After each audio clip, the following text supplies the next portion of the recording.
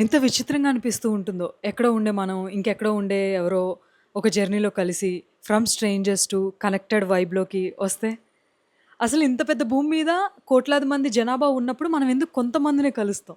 ఎప్పటికి క్వెషన్ మార్క్‌గా మిగిలిపోయే ఈ క్వెషన్. ఈ ట్రెక్‌లో కొంతమంది స్ట్రేంజర్స్‌ని కలిసాం.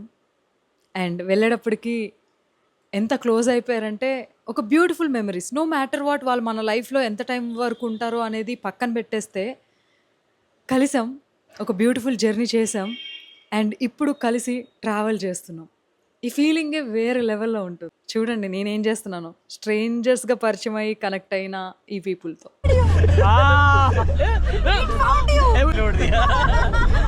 Branding movie में package you didn't mention his itinerary.